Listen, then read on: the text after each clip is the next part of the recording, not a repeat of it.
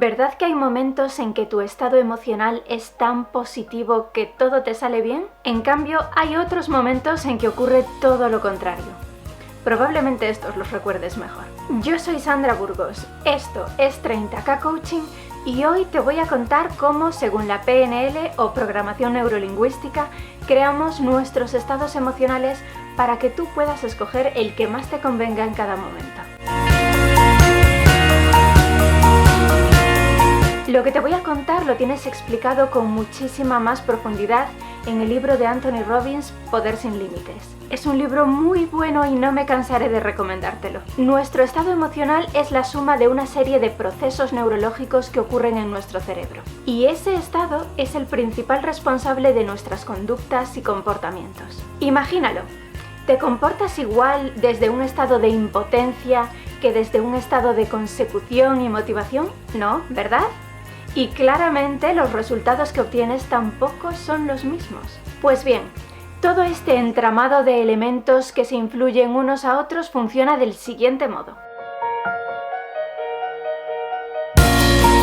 El estado emocional se crea a partir de dos elementos. 1. Nuestras representaciones internas. Recibimos estímulos e información del exterior y hacemos algo con esa información. Lo que vemos mentalmente, cómo lo vemos y cómo lo interpretamos son nuestras representaciones internas. Lo que nos decimos a nosotros mismos a partir de esas representaciones también son nuestras representaciones internas. Y tanto unas como las otras dependen de ti, de cómo escojas interpretar lo que ocurre a tu alrededor. 2. Nuestra fisiología. Hay cierta parte de nuestra fisiología que no depende totalmente de nosotros, aunque sí podemos tener una gran influencia en ella si trabajamos nuestro autocontrol. Por ejemplo, esto ocurre con la bioquímica de nuestro cuerpo o con los nervios. Pero hay otra parte sobre la que tenemos una enorme influencia. Esto ocurre con la postura corporal, la respiración o la tensión o relajación muscular.